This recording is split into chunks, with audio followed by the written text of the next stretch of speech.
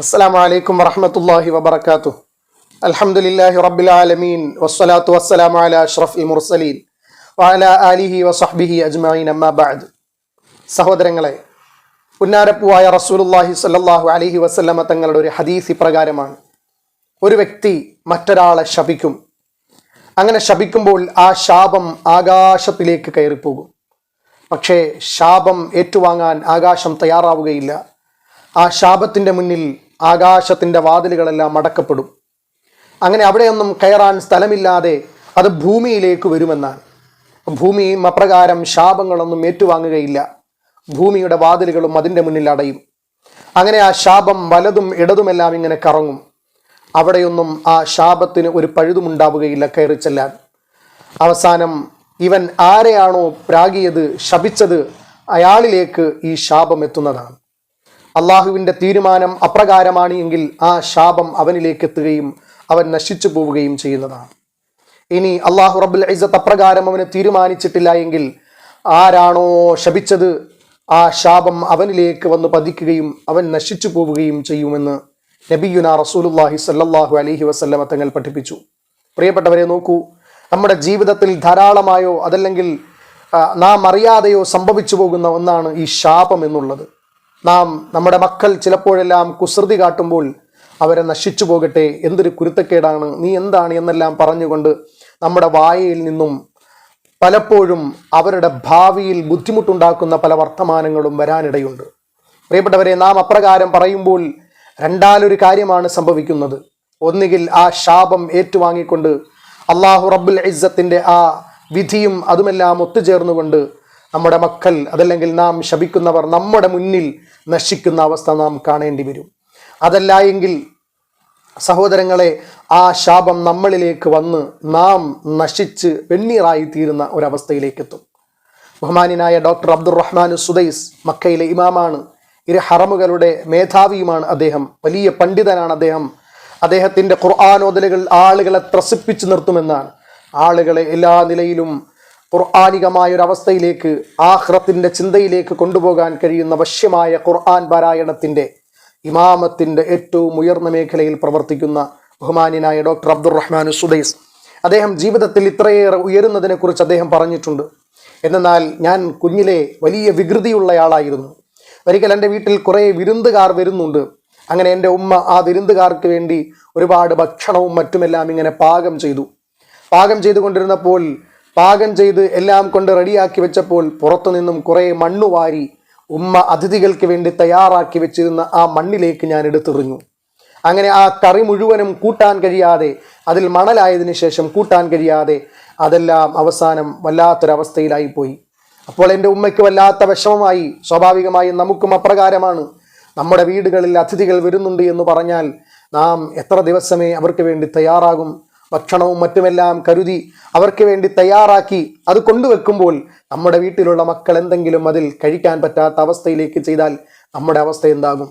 പക്ഷേ ബഹുമാന്യനായ സുദൈസ് അവറുകളുടെ ഉമ്മ ഷെയ്ഖ് അബ്ദുറഹ്മാൻ സുദൈസ് മഹാനവറുകളുടെ ഉമ്മ അദ്ദേഹത്തിന് വേണ്ടി ദുആ ചെയ്യുകയാണ് ചെയ്തത്. അള്ളാഹു നിന്നെ ഹറമിലെ ഇമാമാക്കട്ടെ എന്ന് ദുആ ചെയ്യുകയാണ് ഉണ്ടായത്.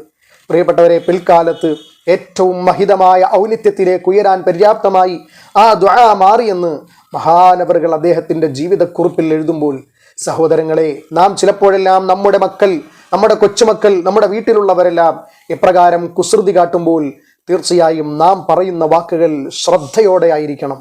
ഒരിക്കൽ പോലും അവർക്കെതിരായി ഭവിക്കുന്ന ഒരവസ്ഥയും ഉണ്ടാകാൻ പാടില്ല.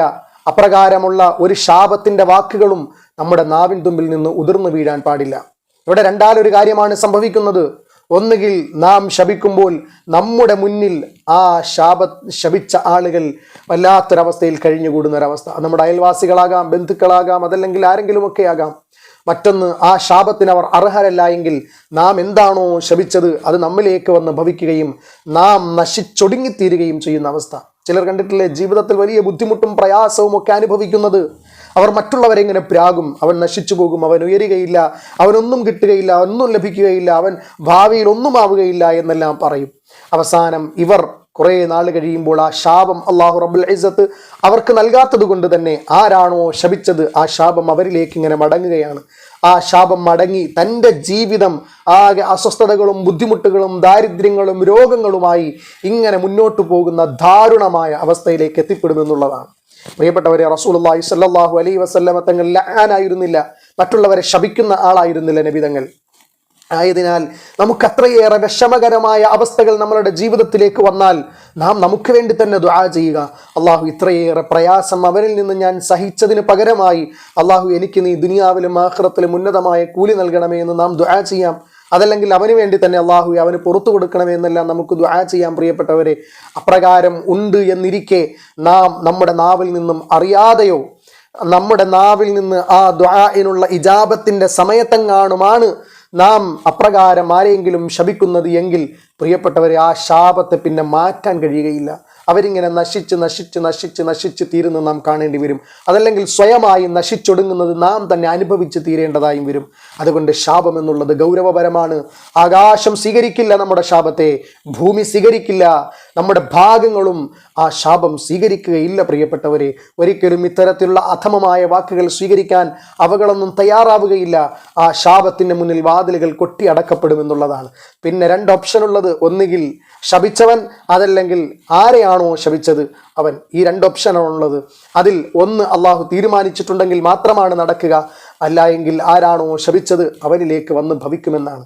ആയതിനാൽ ശ്രദ്ധയോടെ നമ്മുടെ ദേഷ്യം വരുമ്പോൾ ദേഷ്യത്തിൻ്റെ മൂർത്ത രൂപങ്ങളായി നാം ഇങ്ങനെ വല്ലാത്തൊരവസ്ഥയിൽ നിൽക്കുമ്പോൾ നമ്മുടെ നാവിൽ നിന്നും മുതിർന്നു വീഴുന്ന വാക്കുകൾ ഗൗരവപരമായിരിക്കണം, ശ്രദ്ധയോടെ ആയിരിക്കണം.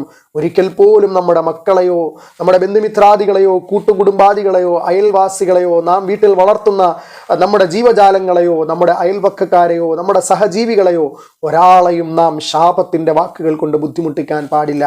പ്രിയപ്പെട്ടവരെ, അത്തരത്തിൽ ശാപത്തിൻ്റെ വാക്കുകളില്ലാതെ ഏറ്റവും ഉന്നതമായ മഹത്വമാർന്ന ഉത്കൃഷ്ടമായ വാക്കുകൾ സംസാരിക്കുന്ന നാക്കിനുടമകളായി നാം ഓരോരുത്തരും മാറണം. നാഥനായ റബ്ബ് നമുക്കെല്ലാം തൗഫീഖ് നൽകി അനുഗ്രഹിക്കുമാറാകട്ടെ. ഇത്തരത്തിലുള്ള വിഷമകരമായ അവസ്ഥകൾ വരുമ്പോൾ അള്ളാഹുവിൻ്റെ അടുക്കൽ ദുആ ചെയ്തുകൊണ്ട് അവൻ്റെ പ്രീതി കാംക്ഷിക്കുന്ന ഏറ്റവും ഉത്കൃഷ്ടരായ ആളുകളിൽ അള്ളാഹു നമ്മളെല്ലാം ഉൾപ്പെടുത്തി അനുഗ്രഹിക്കട്ടെ.